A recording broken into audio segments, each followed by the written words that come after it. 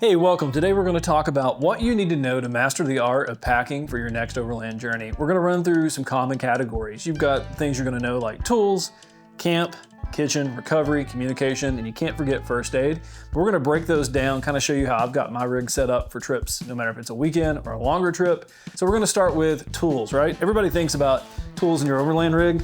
This is my affectionately known as Sasquatch, the tool pouch roll. So a lot of times you're gonna think tools and think sockets, wrenches, screwdriver, stuff like that. Well, I keep all that in the tool pouch roll, probably more than I need, including some spares. But I have some other stuff that I definitely consider necessities for the overland trips, and even some of the stuff lives in my truck full time. So for one, upgraded bottle jack in case that your factory jack due to your lift kit or whatever is no longer adequate.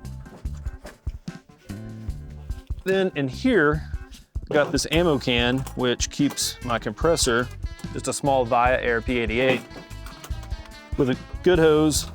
This one's got alligator clips for the battery, and that keeps everything contained once it gets hot and it doesn't damage anything else.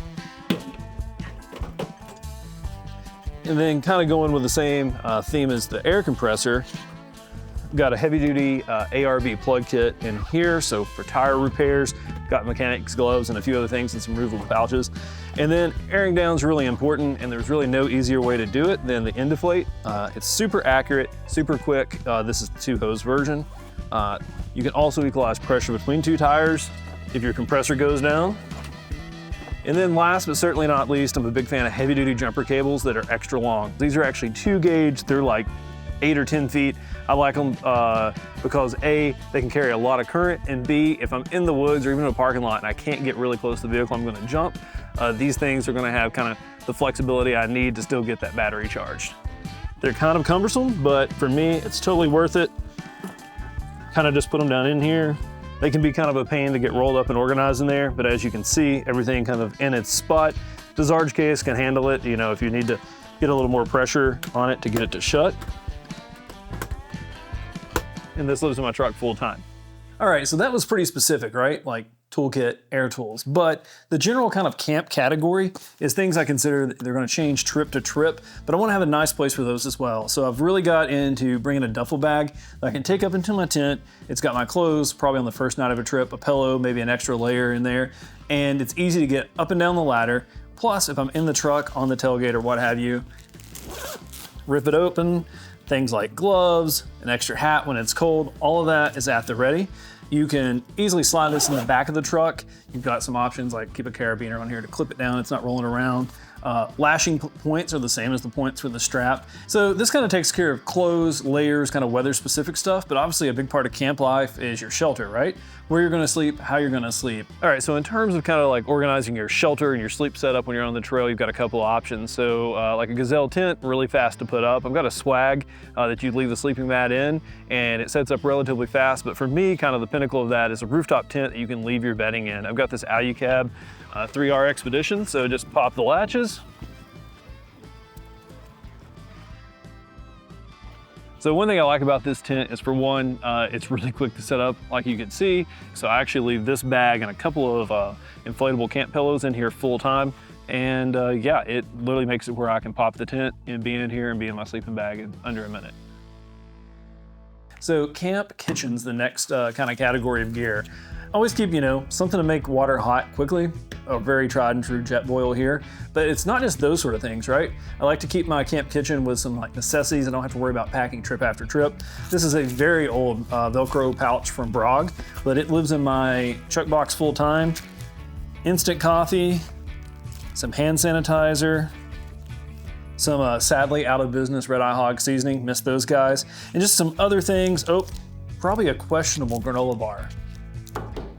Yeah, I might need to swap this guy out. But things I could have for like a quick snack, cup of coffee, clean up my hands, season some food. That way I'm like more worried about my fridge being stocked with the veggies, the protein, what have you, the drinks, and not all those small things. It's pretty easy to get a system put together that'll work for a lot of camp culinary situations. So here's what I keep in my chuck box that works for 99% of the trips that I'm on in terms of camp cooking. Well-known fact, everything tastes better when it's cooked outdoors. So I kind of have a camp kitchen set up that's kind of in 2 segments, right? The fridge, normally in the truck, either in the bed or on my seat delete. It's easy to pop that out though. It's small enough, you can carry it around camp. And then these kind of 2 components here. So up top, I've got this Snow Peak IGT setup. I'll admit, some people may be like, that's a lot, but it packs down really small and sets up pretty quickly. Plus it has built-in storage for all like the small things, utensils, spices, even a little extra like lantern in there. You've got a chopping board, it's also a knife case, and then a really high quality burner. I hate being out and having like a little backpacking stove that just, can't pump out the juice. So this is for if I'm gonna be out for a while or if I'm cooking a big meal, and honestly, so I can kind of like have people gathered around, right? Like it's really open space, you can carry this wherever you want to, a nice spot in camp. So in this case, I kind of have everything I need for a really minimalist backcountry kitchen. A jet boil, there's space actually for another stove, a different burner if I wanted to, extra fuel, always got to keep Mountain House biscuit and gravy in case you have an unexpected breakfast. These mashed potato cups I actually like to have for other dry goods, just to supplement like a protein, plates and bowls. And then I've got this cutting board so that if I don't have the Snow Peak setup, this is a perfect work surface for using the case kind of as my main kitchen. If you're hanging around in like your Helinox chairs or whatever, this is actually like a perfect height.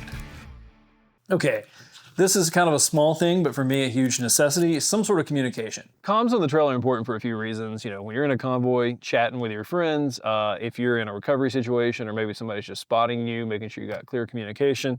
And I even like to keep some handhelds on hand for a couple of reasons. For one, if some buddies and I are maybe fishing different sections of a stream, we can stay in touch. If somebody's going away from camp, you can give one of these to them.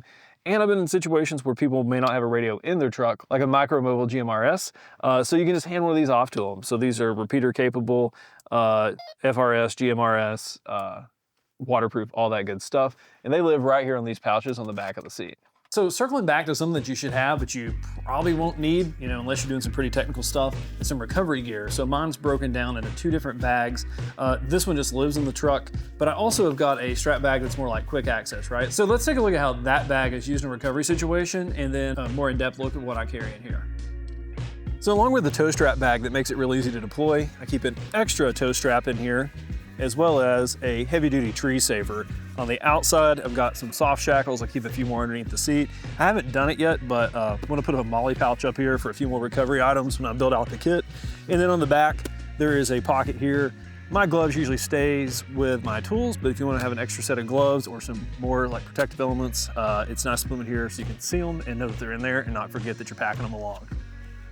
And kind of wrapping this up with the ultimate have and not need, right? First aid is something that I can't exaggerate the importance of keeping in your vehicle, not just for like an overland trip. I tell people all the time that our headrest first aid kit is just important in a daily driver, the soccer van, what have you, as it is on like, a built truck. One thing I think is really important is to make sure your first aid kit is in a place where you know where it's at and you can get to it quickly. So in terms of where I organize and place this, back of the headrest cover on this Velcro headrest panel. I use the front pouch here. It's kind of a boo-boo kit, so nothing too crazy. There's some Band-Aids. There's a couple of like cleaning wipes in there. On the bottom is the tourniquet, so I don't even have to get into the kit. I can just pull that out. And inside, I've got a couple of different kind of like gloves, shears, wound stop, bandages. This other pouch right here has got burn gels, some vents and other kind of like flat pack things. And the important part for me is not that I can just get to this, is that everybody else can. So with that Velcro panel on the headrest and the back of this bag, it keeps it, up, visible. If I need to tell somebody, go get the first aid kit off the headrest, it's really obvious what it is. So the other part of first aid for me in the truck is this is more like emergency situations. But what if I want to get out, go for a hike? I don't want to carry that big kit, and I may have forgot like the one I normally keep in my bag. So here in the console, a smaller kit, way more packable. Tourniquet on the outside. Overland Medic puts these together using the Blue Ridge Overland Gear pouch. On this side is more kind of like the boo-boo kit. A little bit of everything, including like sunscreen. You got tweezers. Over here, you have an Israeli bandage, emergency whistle, space blanket, and some other trauma-oriented things. And then on the back, you've got a spot for some gloves, makes them easy access. And this is a nice compact package that strikes a good balance between a trauma kit and something you can put in your pack and take care of, small first aid situations on the trail. All right, so this is kind of our primer on how to master the art of packing for your next overland trip. You've got your categories of tools, not just the things for nuts and bolts. You've got general camp life, so that's gonna change trip to trip, definitely season to season. Then you've got camp kitchen, got to take care of yourself, you know, eat well in the backcountry. Comms, first aid, and recovery, which are all things that you may not really think about until you really need them. So it's good to have them and have a plan and make sure that they're easy to find and easy to utilize. So everything changes trip to trip. And don't take this as like necessarily a checklist. It's more of like a broad overview. We've got some other cool videos about these specific categories, so be sure to check those out. As always, thanks for watching, and you can find all this great gear and a lot more at BlueRidgeOverlandGear.com.